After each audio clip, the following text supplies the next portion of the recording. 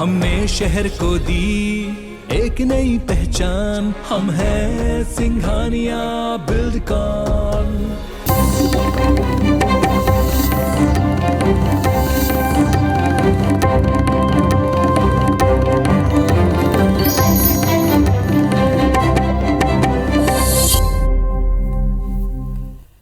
नमस्कार, स्वागत है आप सबका। मैं पुनीत पाठक। मध्य प्रदेश के बुलेटिन में सबसे पहले आपको दिखाते हैं प्रदेश की 4 बड़ी खबरें।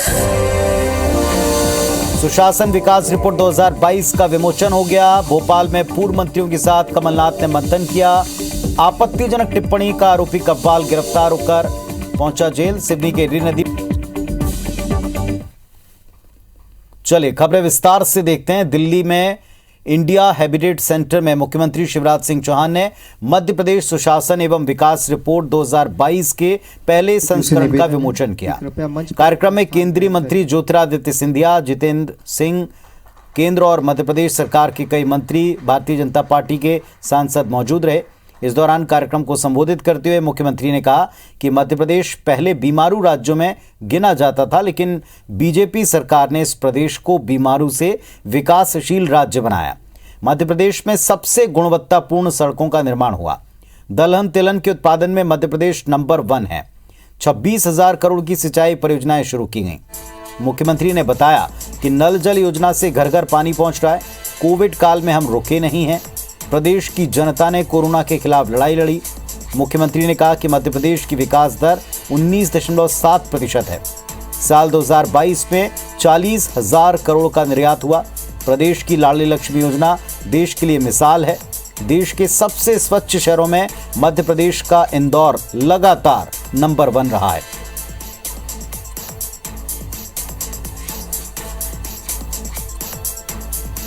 तो सुशासन क्या है, इसकी खासियत का वर्णन है। पिछले 15 साल में किए गए प्रयासों का जिक्र है 5 खंडों में। ये जो MPSDR रिपोर्ट है 2022 की, दूसरे खंड में कोविड-19 के ऊपर और इसमें क्या काम सरकार ने किए इस पर केंद्रित है। 5 में से जो दूसरा खंड है, महामारी में प्रबंधन करते हुए क्या बदलाव किए गए, विकास कैसे किया, इसकी जानकारी। तीसरे हिस्से में मुख्य क्षेत्रों का समग्र विश्लेषण किया गया है, यानी अपॉर्चुनिटीज़ का जिक्र है इसमें। हितग्राहियों को, हितधारकों को मुद्दे और कार्यवाही के बिंदु इसमें शामिल किए गए। चौथे खंड में पर्यवेक्षण और मूल्यांकन, इस विषय पर डिटेल में विस्तार से बातचीत की गई।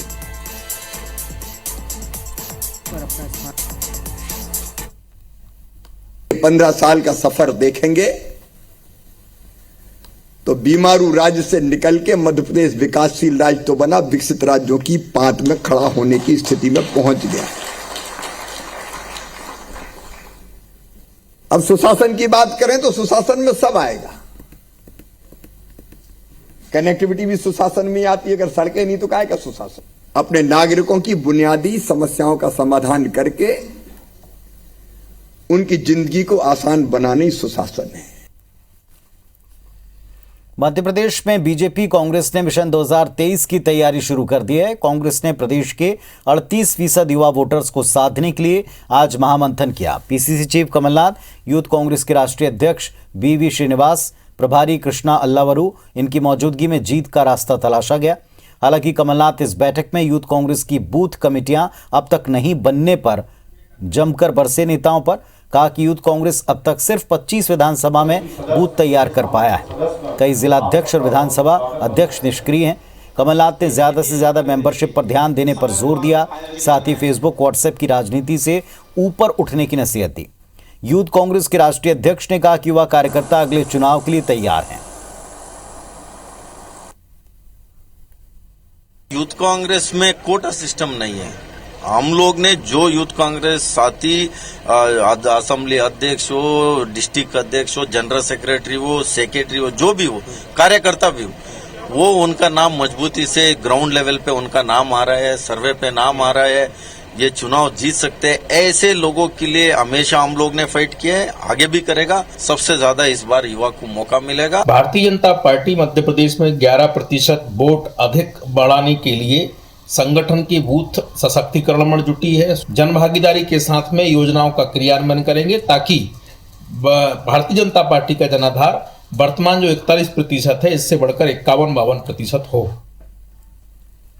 और एक बड़ी खबर भोपाल से, कांग्रेस की महत्वपूर्ण मीटिंग खत्म हो गई। पूर्व सीएम कमलनाथ, प्रदेश अध्यक्ष कमलनाथ के बंगले पर यह बैठक जारी थी। पूर्व वित्त मंत्री तरुण भनोट ने इस पर बयान दिया।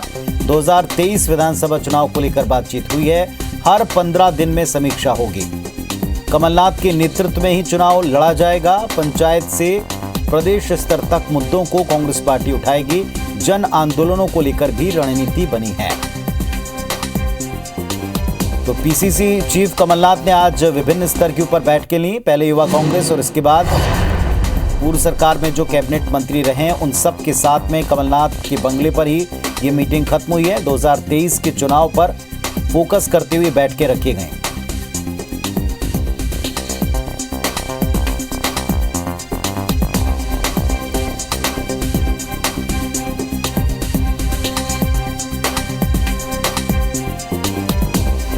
पूर्व मुख्यमंत्री कमलनाथ के बंगले पर यह बैठक थी, जिसमें शामिल नेताओं ने बताया कि चुनाव को लेकर ये मीटिंग की गई और हर 15 दिन में एक रिव्यू होगा।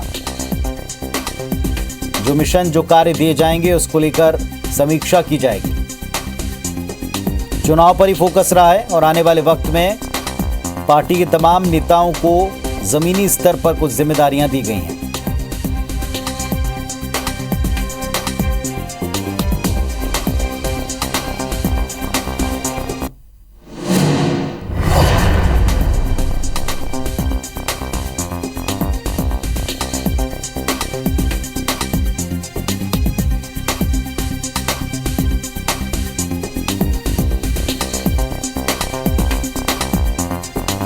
पूर्व वित्त मंत्री तरुण भनोट ने बयान देते हुए कहा है कि कमलनाथ के नेतृत्व में ही चुनाव होगा। पंचायत से लेकर प्रदेश स्तर तक मुद्दों को कांग्रेस पार्टी उठाने वाली। और सत्येंद्र हमारे सहयोगी भोपाल जुड़ गए हैं। जी सत्येंद्र, अपडेट दीजिएगा इस मीटिंग का। जी सत्येंद्र, बताएं इस मीटिंग में क्या हुआ है। देखिए, पीसीसी चीफ जो कमलनाथ थे उनके बंगले पर बैठक चल रही थी। बैठक में पूर्व मुख्यमंत्री दिग्विजय सिंह, सुरेश पचौरी, अरुण यादव, अजय सिंह ऐसे तमाम दिग्गज नेता, तरुण भनोट, प्रियव्रत सिंह, कमलेश्वर पटेल, विजयलक्ष्मी सिंह साधो ऐसे तमाम दिग्गज नेता यहाँ बैठक में शामिल हुए थे। बैठक में सर्व जो सहमति से फैसला लिया गया उसमें बताया कि साल 2023 का चुनाव जो है कमलनाथ के नेतृत्व में ही लड़ा जाएगा और इसमें कई ऐसे मुद्दे हैं जो जिनको लेकर कांग्रेस सरकार इन मुद्दों को बार बार अलग अलग तरह से उठाएगी। बताया गया है कि इसमें महंगाई, बेरोजगारी, भ्रष्टाचार, आर्थिक अनियमितताएं, महिला अपराध जैसे मुद्दों को सरकार कांग्रेस सरकार बीजेपी सरकार को घेरने की तैयारी में जुट गई है। ये साल 2023 के मुद्दे होंगे, इसी के आधार पर ये चुनाव लड़ने की तैयारी की गई है। बताया गया है कि इस बैठक में जो निर्णय हुआ, निर्णय के आधार पर कि हर 15 दिन के अंदर इस बैठक को लेकर मीटिंग की जाएगी। मीटिंग में जो भी 15 दिन के मुद्दे रहेंगे उन मुद्दों पर विचार विमर्श किया जाएगा।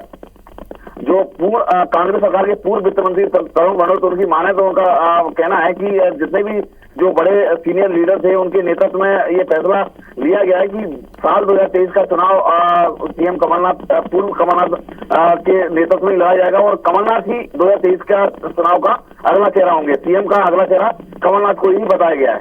सुनीत, शुक्रिया आपका इस पूरी जानकारी के लिए। तो इस मीटिंग में चुनाव पर फोकस करते हुए पूर्व कैबिनेट साथियों के साथ में मंथन हुआ है। युवा साथियों के साथ में भी आज मंथन इसके पहले हो चुका है और इसके बाद कमलनाथ के नेतृत्व में ही चुनाव होगा, ये पूर्व मंत्री तरुण भनोट ने बाहर आकर कहा।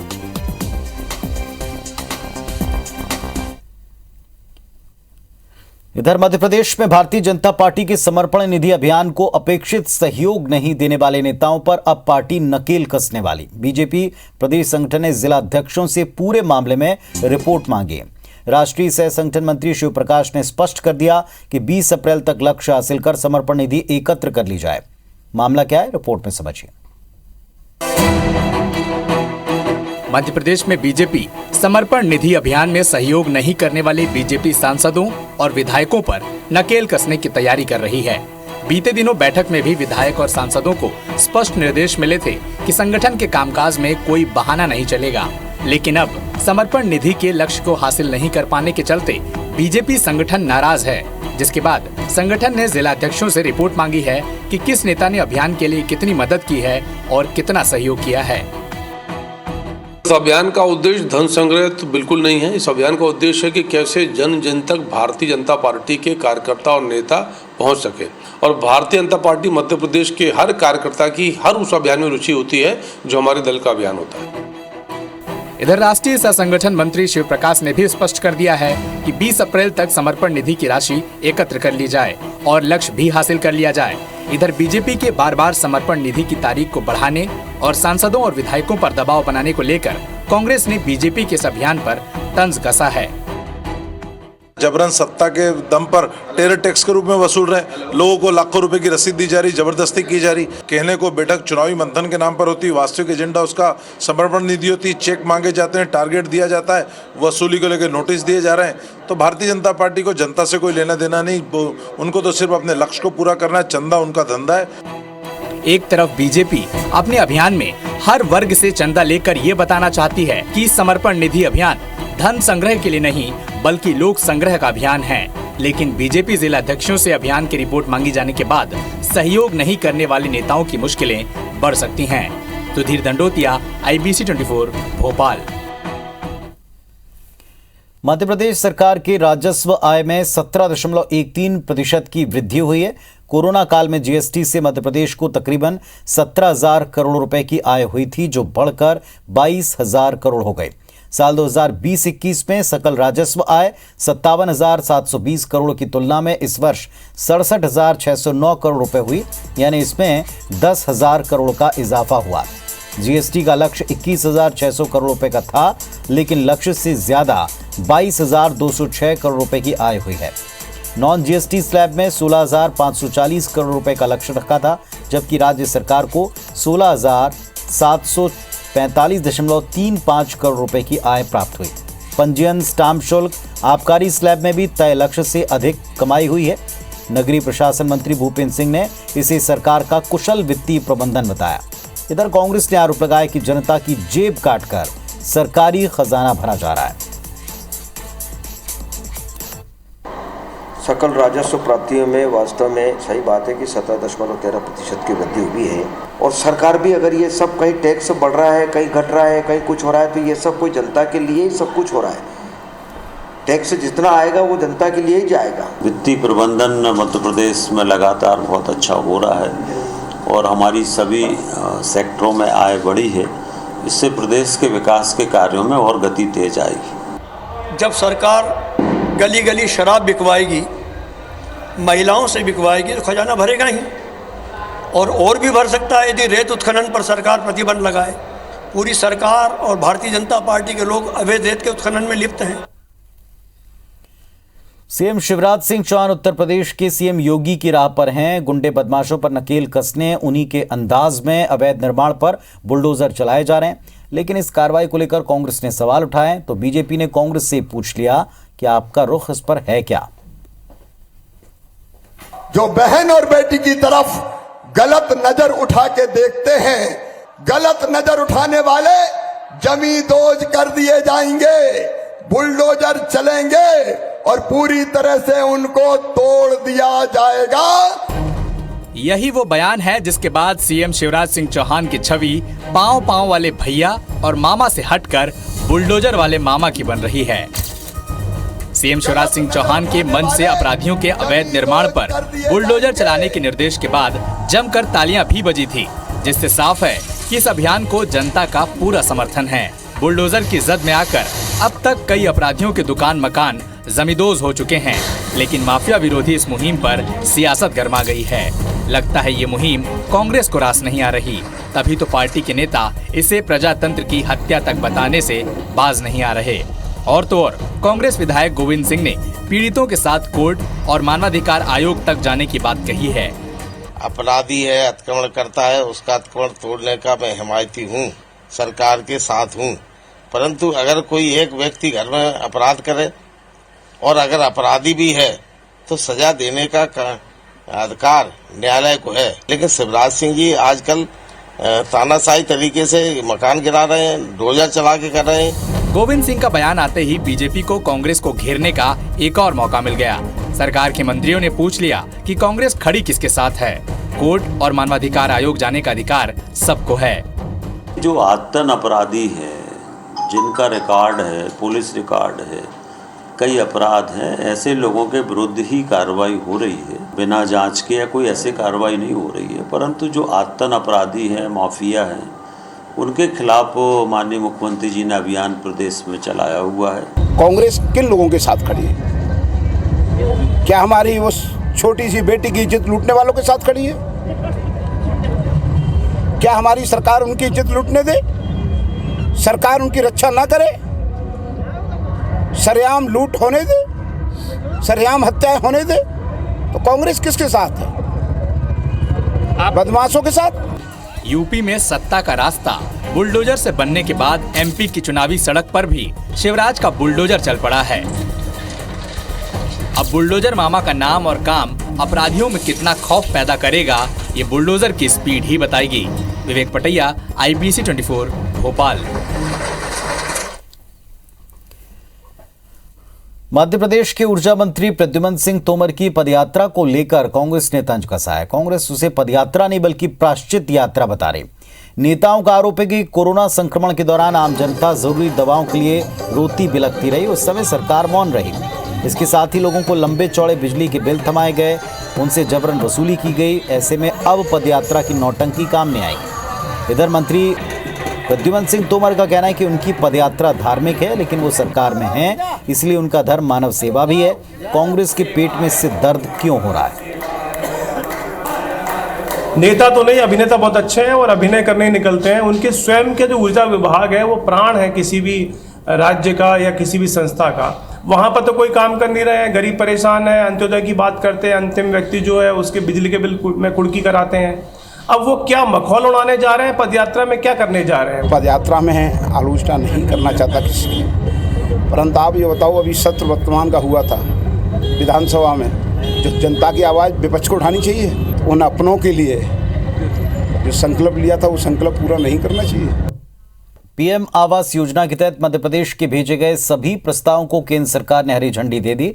नगरीय विकास आवास मंत्री भूपेंद्र सिंह ने बताया कि केंद्र सरकार ने 1,15,000 शहरी क्षेत्रों में पीएम आवास योजना के तहत निर्माणों को स्वीकृति दी है। इसके अलावा निर्माण के लिए 350 करोड़ रुपए की बड़ी राशि केंद्र सरकार ने राज्य सरकार को दी है। मंत्री भूपेंद्र सिंह ने बताया कि प्रदेश में पीएम आवास योजना के तहत 9 लाख मकानों का निर्माण किया जा रहा है। कहा कि आवास योजना के जरिए गरीबों को मकान उपलब्ध कराना प्रदेश सरकार की प्राथमिकता है। जल्दी प्रदेश में 1,15,000 आवासों के निर्माण के टेंडर जारी किए जाएंगे। मध्य प्रदेश के 1,15,000 प्रधानमंत्री शहरी आवास स्वीकृत किए हैं। 350 करोड़ रुपए की राशि स्वीकृत हुई है और इससे हमारे प्रदेश में 9 लाख आवास हम लोग पहले से बना रहे थे, अभी 1,15,000 आवास और बढ़ गए हैं। मध्य प्रदेश में लोक निर्माण विभाग की बड़ी लापरवाही भी सामने आई है। दरअसल शिवराज सरकार ने साल 2021-22 के बजट में एक साथ 105 रेलवे ओवरब्रिज मंजूर किए थे। इन पर साल भर के भीतर निर्माण शुरू होना था, लेकिन पीडब्ल्यूडी ने बजट के साथ स्वीकृत फाइलों को बंद कर दिया, जबकि इसमें 36 आरओबी और डीपीआर बन चुका है। मामला खुला जब पेश बजट के बाद पीडब्ल्यूडी ने प्रोजेक्ट ऑडिट शुरू किया। इसमें पाया कि 105 ब्रिज को लेकर अभी तक कोई कदम उठा ही नहीं। हैरानी की बात यह कि स्वीकृति के 1 महीने बाद 105 आरओबी के निर्माण की राशि तक आवंटित कर दी गई, लेकिन पीडब्ल्यूडी के जिम्मेदार अधिकारियों की नींद नहीं खुली। हालांकि अब विभाग डीपीआर बनाने में लगा है। नगरीय प्रशासन मंत्री का कहना है कि जल्दी इन प्रोजेक्ट्स पर काम शुरू किया जाएगा।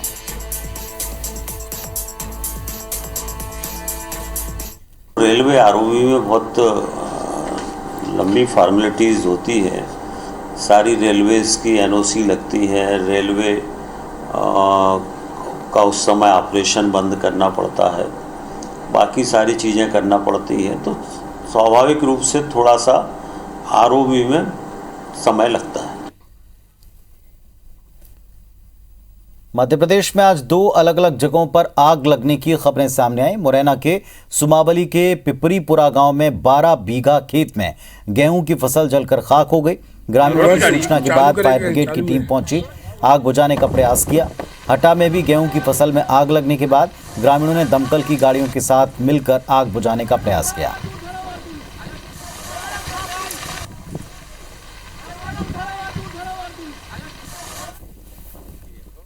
तो इस बुलेटिन में फिलहाल इतना ही, लेकिन आगे खबरों का सफर जारी रहेगा रात 10 बजे में। नमस्कार।